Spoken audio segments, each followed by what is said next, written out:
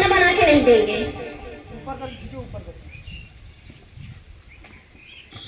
काहे चिल्ला रहे हो चुन्नू की मम्मी, क्या हो गया?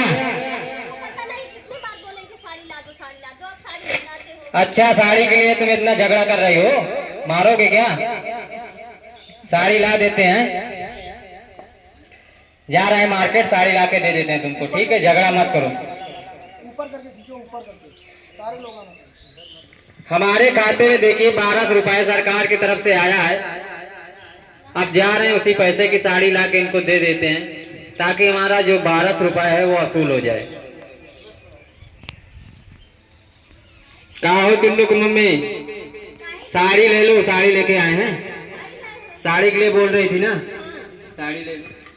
अरे साड़ी लेके तो बहुत अच्छी की बात है, लेकिन पहले ये बताइए, आप कमाते माते तो ही नहीं हो, घर में बैठे रहे, तो आप पैसा कहाँ से पाए हो कि साड़ी ला के रख दिए हो? अच्छा, ये भी बताना पड़ेगा पैसा कहाँ से पाए हैं। हमारे खाते में जो 1200 रुपए आया था उसी पैसे की साड़ी लेके आए हैं। हाँ, तुम्हारा दिमाग ठीक है कि नहीं? लगता है दीदी पगला गए हैं, इनको पता नहीं है कि ये पैसा किस लिए सरकार भेजे हैं। हमारे चुन्नू मुन्नू के लिए, ड्रेस के लिए, जूता मोजा पेन कापी पेंसिल के लिए, पगलू ला के साड़ी रख दिए हो। जितना कह रहे हो उतना करो, साड़ी ले लो, सब्जी उब्जी लेके आए, जाके खाना बनाओ, भूख लगा तेजी से। समझ में आ रहा है कि नहीं? और आप क्या करने जा रहे हो? और तुम्हारा चुन्नू मुन्नू तो गया महुआ बिनने। अरे हम मकान बनवा रहे हैं ना, उसी के नींव को कूटना है मजबूती, ताकि बना रहे हमारा घर, कई वर्षों तक चल सके। ठीक है, जाके खाना बनाओ।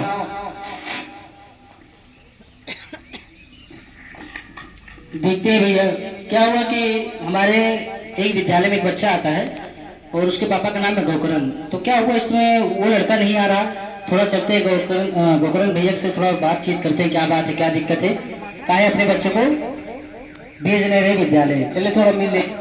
अरे गोकरण भैया, गोकरण भैया प्रणाम। और बताइए कैसे हैं आप? अपने बच्चे को विद्यालय काहे नहीं भेज रहे भाई, स्कूल काहे नहीं भेज रहे हैं? ये तुमको मालूम नहीं है? पूरा गांव सब जान गए हैं कि हम 10 ठो बकरी खरीदे हैं, बकरी खरीदे हैं, महुआ गिर रहा तेजी से, कटाई भी नहीं है। तुमको मालूम नहीं है क्या कुछ? उससे बच्चे से क्या लेने देना भाई? अरे बच्चे उसमें महुआ बिनने जाता है तो बकरी चराता है, इसलिए स्कूल नहीं जाता है। स्कूल नहीं भेजोगे? जब हम स्कूल भेज देते तो कहा तुम आके महुआ बिनी हो? तुम्हारा दिमाग खराब है क्या? मैं काम बिनने आऊंगा तुम्हारे स्कूल में? भाई मेरा तो काम है स्कूल में बच्चों को पढ़ाना, तो हम काहे जाएंगे तुम्हारे घर? बताइए, ये आपका काम है। अच्छा हमको ये बताइए, देखो पहले बात तो अपने बच्चों को स्कूल भेजो, पहली दूसरी क्लास की पढ़ाई कराना जरूरी है। हाँ ठीक है, अगर बच्चा पहली दूसरी क्लास अगर बच्चा नहीं पढ़ेगा तो आगे नहीं बढ़ पाएगा पढ़ाई में। ठीक है गुरुजी।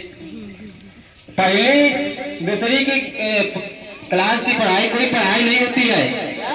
पहली दूसरी की क्लास की पढ़ाई कोई पढ़ाई नहीं होती है। कौनो इंटर बीए के परीक्षा थोड़ी है कि लड़का फेल हो जाएगा। फिर का कोई मान्य नहीं है इसका, पहले दूसरी की पढ़ाई का कोई मान्य नहीं है इसका। कोई मान्य नहीं। हाँ, वो कोई इंटर बीए का पेपर नहीं हो फेल हो जाए। हाँ, जब पहले दूसरी पढ़वे न करिए तो आगे कैसे पढ़िए? देख लीजिए, कहना इनका सोच क्या है कि पहले दूसरी क्लास की कोई माने नहीं पढ़ाई। बताइए आप ये काम क्या कर रहे हैं? मैं ये नींव कूट रहा हूँ, मजबूत कर रहा हूँ, फाउंडेशन बना रहा हूँ। अच्छा, अपना घर मजबूत कर रहे हैं, क्या बात है। आप अपना घर काहे बगैर बुनियाद के नहीं बना लेते? बुनियाद मत भरिए, ऊपर खड़ा कर लीजिए मकान। काहे गुरु हवा में उड़ जाई, घर का हवा में बन जाएगा। तो काहे वो बच्चा हवा में इंटर बीए का पेपर दे देगा? हाँ, तुम्हारा दिमाग खराब हो गया है। इनको पता है कि हम बगैर बुनियाद के अगर अपना घर बनाएंगे तो हमारा घर गिर जाएगा, और इनको ये नहीं पता कि हमारा बच्चा अगर 1-2 की क्लास अगर पढ़ाई नहीं करेगा तो इंटर बीए का पेपर नहीं दे पाएगा।